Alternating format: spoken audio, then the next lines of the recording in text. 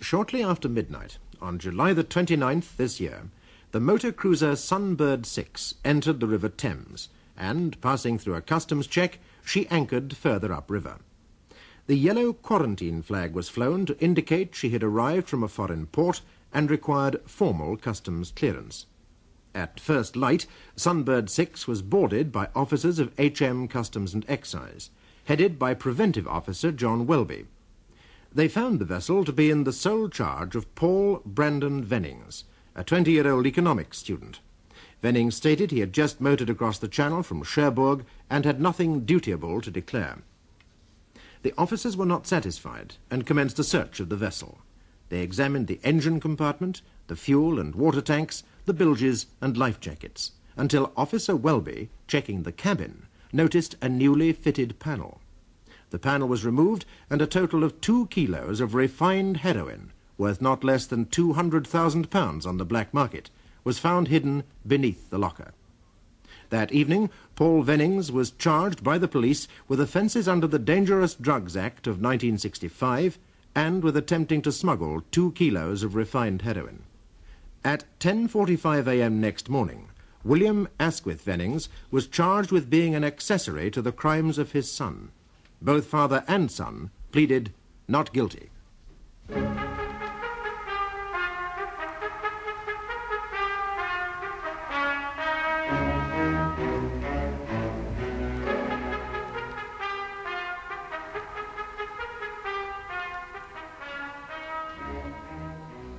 And so you searched the Sunbird 6?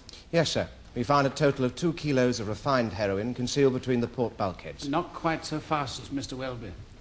You found 2 plastic packages. Like those, please.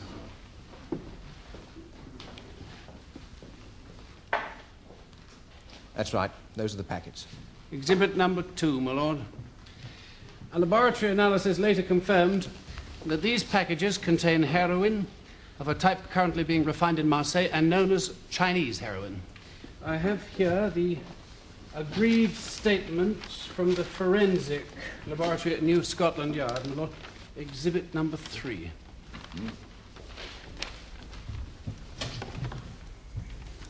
Well, Mr. Welby, I represent Mr. Paul Vennings in this case. I would like to ask you, first of all, about the circumstances of the arrival of the Sunbird 6 in the Thames River. Yes, sir? Did my client observe the correct procedures for the arrival of a vessel from a foreign port?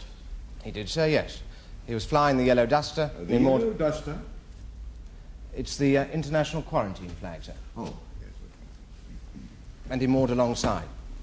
And so there was nothing furtive or suspicious about his behaviour? No, sir. And when you discovered these packets of Chinese heroin, how would you describe the young man's reaction? Oh, sir, he was, surprised, I suppose, sir. Surprised? Your discovery came as a complete shock to him. Well, I wouldn't say that. Oh, Mr. Welby, either he was surprised at your discovery or he was not surprised. Either he knew the stuff was there, or as you have just implied, it was a complete surprise to him. He was surprised. Yes. But by that I don't mean to... Thank you, Mr. Welby. So the Sunbird 6 arrived in a perfectly routine manner without the slightest attempt to evade your inspection. And yet you turn up with a team of your fellow officers and, despite assurances that there is nothing dutiable on board, you are not satisfied, and you commence an exceedingly thorough search. Now, why was this, Mr. Welby? Is it what I believe is termed a snap search? No, sir. We had reason to suspect drug running. You had reason? What reason? We were acting on information received, sir. Oh, I see you were tipped off in advance.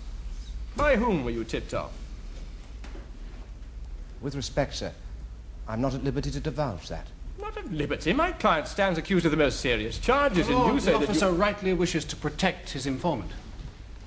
And my learned friend is surely aware of established precedent.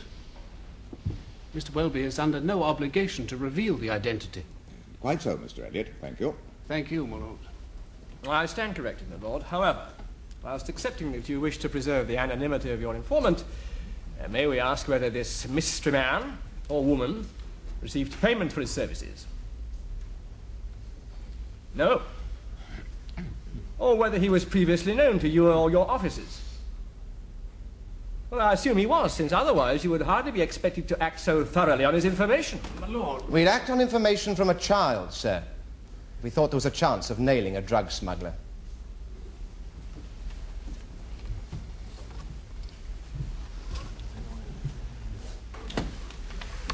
I represent Mr. Vennings Sr. in this case, Mr. Welby. You have already testified that Paul Vennings was the only person on board the Sunbird 6 when she arrived from France. Yes, sir? Did you see Mr. Vennings Sr. on that occasion, after the young man was taken ashore and charged, or at any time during that day? This is the gentleman in question. No, sir. Not on that day. Was any reference made to him during the events of July the 29th last? Not in my hearing, sir. No, sir. Thank you.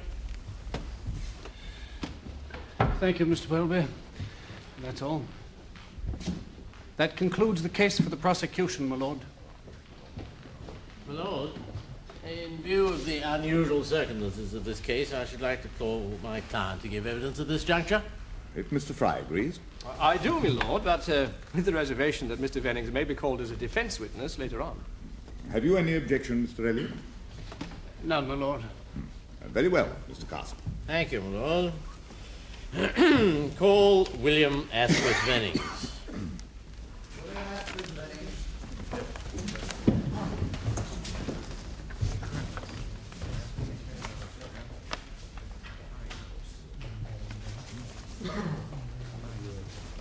What's your name, please? Church of England. Will you take the book in your right hand and swear it?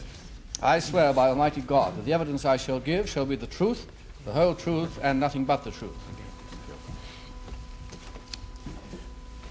You are William Asquith Vennings of the Beeches, Belgrave Road, Fulchester. I am.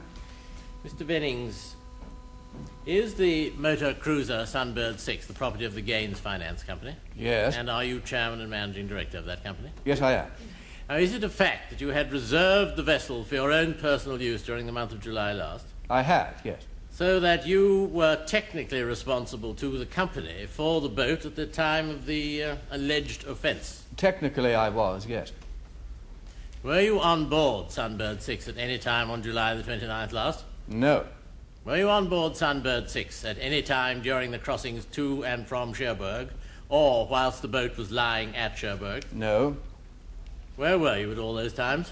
Oh, very much on dry land, at home and at work. Was the boat taken to Cherbourg with your permission?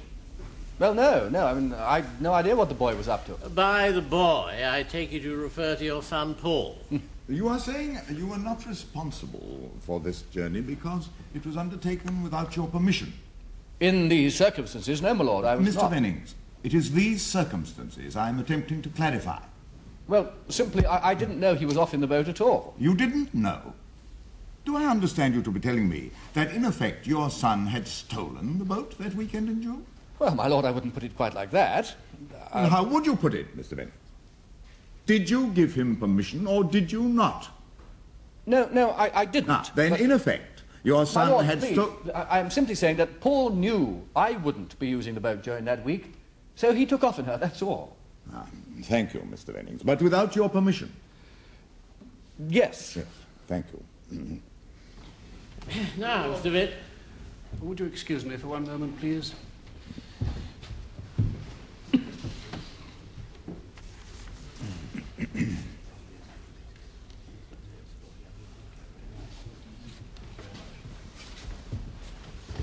My Lord, in order to save the court's time, in view of the evidence we've just heard, the prosecution do not wish to press the charges against Mr. William Vennings.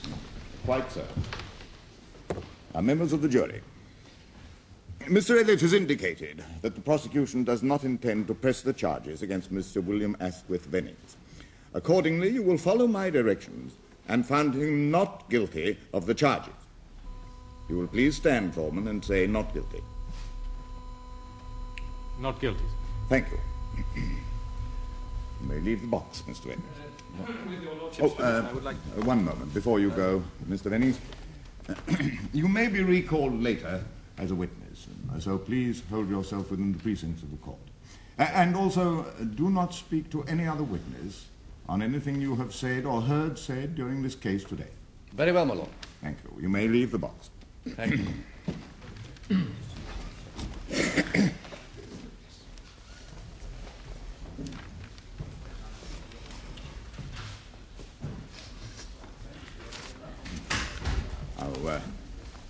Mr. Fry. May it please your lordship. Members of the jury. On the 29th of July last, 2 kilos of Chinese heroin valued at £200,000 on the black market were discovered on board a motor cruiser, which was in the sole charge of the accused, Paul Vennings. Now, no one is disputing this fact. The drugs were there, cleverly concealed for the obvious purpose of being smuggled into this country. What is in dispute is the question of who hid them there. Was it, as the prosecution allege, Paul Vennings?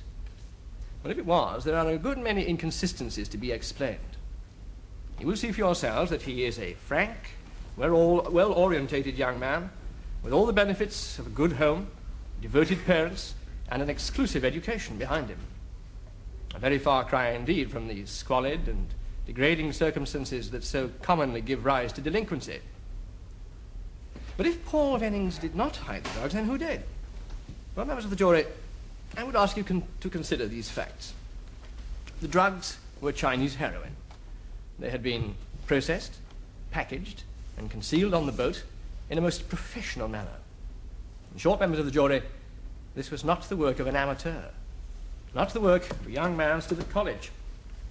It was, I submit, part of a vast operation, beginning in Asia, ending in Soho, and organized and executed by skilled professional smugglers. Now, members of the jury, I would like you to consider this. It is our submission that these smugglers selected just one English boat from among the many that lay in Cherbourg Harbour, as they must have done on many other occasions. They slipped on board and hid the drugs, just as they would have slipped on board again to retrieve them, once the boat was safely across in the River Thames. Except that someone betrayed them.